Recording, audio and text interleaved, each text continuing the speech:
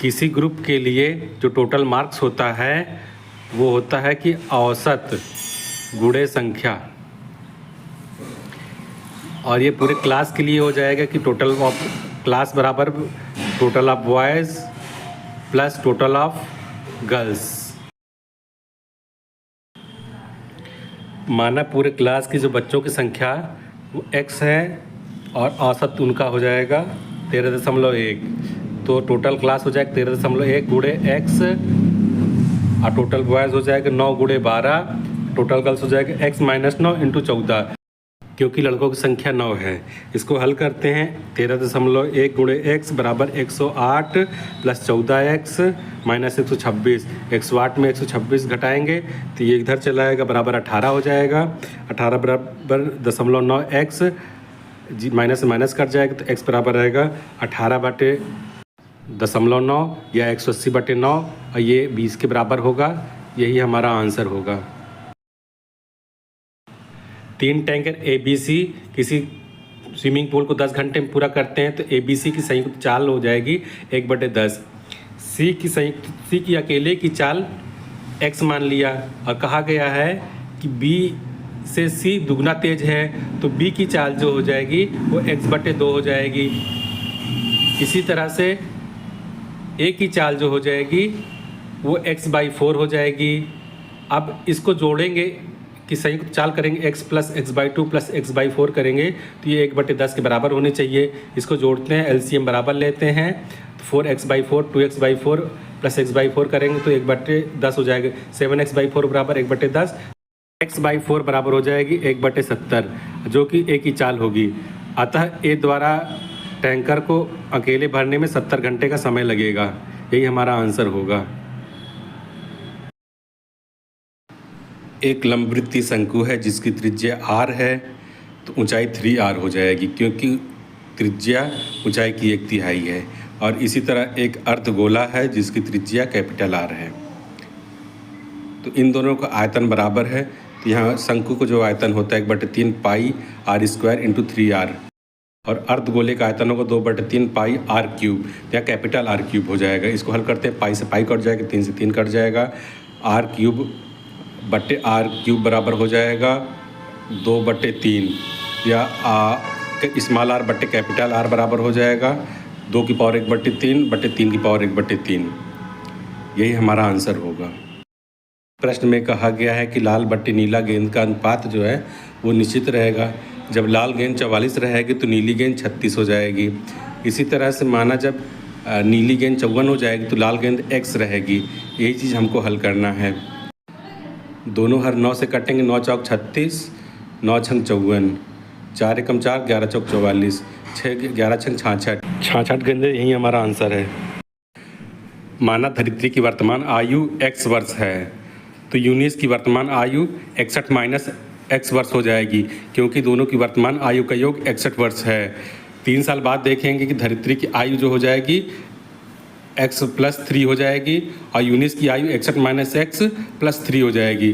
तो यूनिस की आयु को दुगुना -8 करेंगे तो धरित्री की आयु के बराबर हो जाएगी। इसको हल करते हैं, x + 3 बराबर 1/8 = 122 -2x + 6 -8, 2x उधर भेजेंगे तो 3x हो जाएगा, इधर हो जाएगा 120 - 3 तो x बराबर हो जाएगा 117/3, ये बराबर हो जाएगा 39, x बराबर 39 वर्ष। यही हमारा आंसर होगा। पहले प्रकार के 12 मजदूर किसी काम को 10 दिन में करते हैं तो 12 मजदूरों की चाल हो जाएगी, वो हो जाएगी 1/10।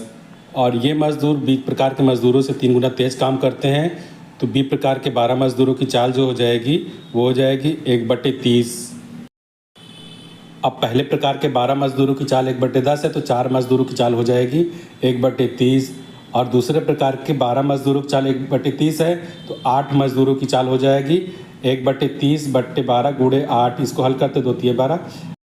अब इन्हीं दोनों को जोड़ना है तो ये हो जाएगी 1/30 + 2/90। इनको हल करते 5/90 या 1/18। तो इन मजदूरों को काम करने में जो समय लगेगा वो 18 दिन लगेगा। यही हमारा आंसर होगा।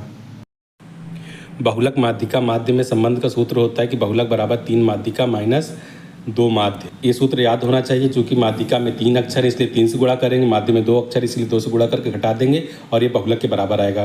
प्रश्न में दिया है कि बहुलक माइनस माध्यिका बराबर 2, तो बहुलक बराबर हो जाएगा माध्यिका प्लस 2। इसको हम लिखेंगे बहुलक के बराबर पहले सूत्र में, तो 2 प्लस माध्यिका बराबर हो जाएगा 3 माध्यिका माइनस 2 माध्य। इसको हल करते हैं, माध्यिका इधर जाएगा घट जाएगा तो 2 बराबर बचेगा, 2 माध्यिका माइनस 2 माध्य। 2 से भाग देने पे हमें मिलेगा माध्यिका माइनस माध्य बराबर 1। प्रश्न में यही पूछा गया है, यही उत्तर है।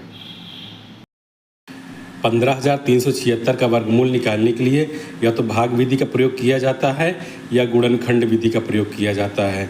दोनों से निकालेंगे तो समय ज़्यादा लगेगा, इसलिए हम ऑप्शन चेक करते हैं कि हमारे पास 124, 134, 122, 128 यही नंबर दिए गए हैं। हम इकाई के अंक से चेक कर लेते हैं कि 122 और 128 में इकाई का अंक 4 होगा, तो ये दोनों नहीं होंगे। अब 124 और 134 में देखते हैं कि 12 का वर्ग 144 होगा, तो 124 का वर्ग 14,000 से ज़्यादा होगा और 134 का वर्ग जो होगा 169 से ज़्यादा होगा, तो 134 नहीं होगा, इसका उत्तर होगा 124। विकल्पों से चेक करते हैं, 2 3 6 ये नहीं होगा। 48 को देखते हैं तो 8 चौक 32 तियाँ ये ज़्यादा हो जाएगा, ये भी नहीं होगा। 24 को चेक करते हैं, 4 दूनी 8 त्रिक 24, ये 24 बराबर आ रहा है, यही आंसर होगा। उमर और अविनाश के जो निवेश का अनुपात है वो उमर के हैं 10,000 रुपये और अविनाश के हैं 15,000 रुपये, तो निवेश को जो अनुपात हो जाएगा वो हो जाएगा 2:3।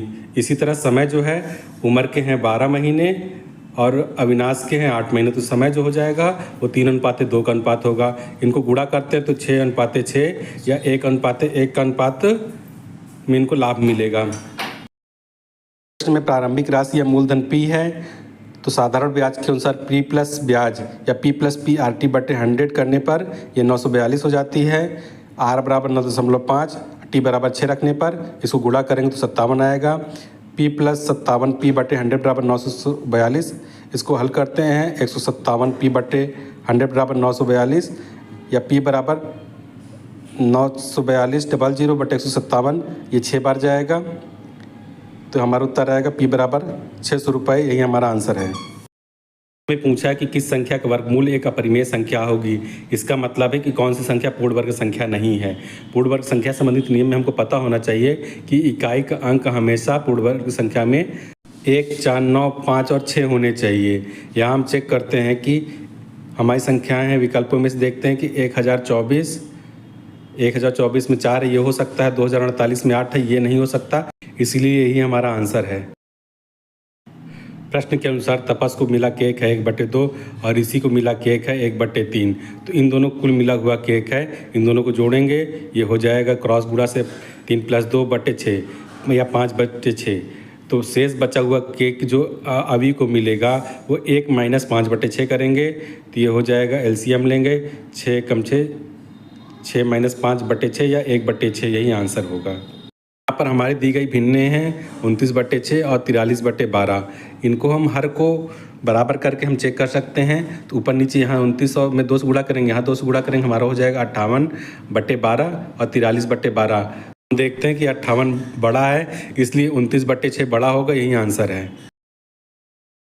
यह साधारण ब्याज का सवाल है जिसमें प्रारंभिक राशि है P बराबर 1600 रुपये, R बराबर 5%, T टाइम बराबर 6 साल, तो ब्याज बराबर होता है PRT बटे 100। ये मान रखने पर 1600 × 5 × 6 बटे 100 हल करते हैं, 16 पंचे 80 छंग 48 या 480 रुपये, यही आंसर होगा। ऊंचाई दूरी का सवाल है, इसको चित्रकूट में बनाने पर 13 मीटर की सीढ़ी है, सड़क की एक तरफ लगाने पर ये 12 मीटर ऊंची खिड़की तक पहुंचती है, पैर को फिक्स करके सड़क की दूसरी तरफ लगाने पर ये 5 मीटर ऊंची खिड़की तक पहुंचती है, तो सड़क की चौड़ाई कितनी होगी। माना सड़क की चौड़ाई A और B है। इस प्रकार हमें 2 त्रिभुज मिलते हैं जो कि समकोण त्रिभुज होंगे, इस पर पाइथागोरस प्रमेय लगेगा। पाइथागोरस प्रमेय लगाने पर ये हमें 2 दूरियाँ मिल जाएगी, 13² - 12² होगा 169 - 144, अंडर रूट लेंगे तो अंडर रूट 25 या 5 आएगा। इसी तरह यहाँ भी निकालेंगे तो 13² - 5² 169 - 25 ये बराबर आएगा 144। इसका अंडर रूट लेंगे तो ये 12 आ जाएगा। इसी तरह दोनों दूरियों की लंबाई जुड़ जाएगी तो ये हो जाएगी सड़क की चौड़ाई AB, ये 5 + 12 या 17 मीटर दूरी हो जाएगी। यही आंसर होगा। यहाँ पर वस्तु पर किया गया कार्य वस्तु की गतिज ऊर्जा में वृद्धि के बराबर होता है। जो गतिज ऊर्जा होती है वो 12 mv² होती है। यह कार्य बराबर अंतिम गतिज ऊर्जा 12 mv² - 12 mv1²। तो 12 × 4 × 10 × 10 - 12 × 4 × 5 × 5। इसको हल करते हैं 1/2 × 4, इसको 2 आएगा तो 100 - 25 से 75, 75 × 2 ये हो जाएगा 150 जूल। यही आंसर होगा। माना विराट की आयु x है और मोनिंदर की आयु y है।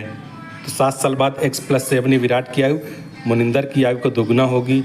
तो ये बराबर हो जाएगा या x + 7 = 2y + 14 या x - 2y = 7। एक समीकरण ये हो जाएगा। दूसरे कथन के अनुसार 5 साल पहले x - 5 विराट की आयु, मोनिंदर की आयु y - 5। तो विराट की आयु को 2/5 से 1 कम थी, मोनिंदर की आयु हो जाएगी। इसको हल करते हैं 2x - 10 - 5 = 5y - 25 या 2x - 5y = ये होगा -10। ये दूसरा समीकरण है। इन दोनों समीकरणों को हल करते हैं। x - 2y = 7, इसमें 2 से गुणा करके घटा देंगे तो 2x - 4y = 14 हो जाएगा। ये घटाएंगे तो चिन्ह बदल जाएगा। यहाँ हो जाएगा -y = -24 या y = 24। इसको समीकरण 1 में रखने पर 24 दूनी 48 और ये 7 जुड़ जाएगा तो x बराबर हो जाएगा 48 + 7 या 55 साल। यही हमारा आंसर होगा। इस तरह के प्रश्नों के लिए वृत्त का प्रमेय होता है, जिसके अनुसार अगर कोई बाहरी बिंदु D है और इस पर कोई छेदक रेखा AB खींची जाती है और एक अन्य स्पर्श रेखा AE खींची जाती है, तो प्रमेय का कथन ये है कि AD × BD ये बराबर होता है DE के स्क्वायर के बराबर। यहाँ पर AB 12 दिया है, BD x मान लेंगे, ED 8 दिया है। तो ये होगा 12 + x × x ये बराबर होगा 64। इसको हल करते हैं। x² + 12x - 64 = 0। श्रीधराचार्य के सूत्र से इसको लगा सकते हैं, जिसके अनुसार x बराबर होता है -b + -b² - 4ac / 2a। मानों को रखते हैं तो x बराबर हो जाएगा -12 + -144 + 256 का अंडर रूट / 2। ये हल करते हैं तो ये अंडर रूट 400 होगा। इसका मान 20 आता है। प्लस वैल्यू रखेंगे तो 20 - 12 = 8/2। ये हमारा 4 के बराबर होगा, अर्थात BD = 4 होगा। यही हमारा आंसर होगा।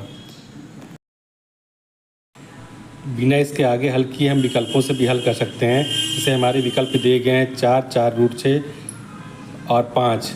इन मात्राओं को x के स्थान पर रख करके चेक करते हैं कि 18 × 6 ये ज़्यादा हो जाएगा। हम 4 रख देखते हैं। 12 × 4 = 16 × ये 64 के बराबर होगा, जो कि समीकरण को संतुष्ट करता है। अतः यही हमारा आंसर होगा।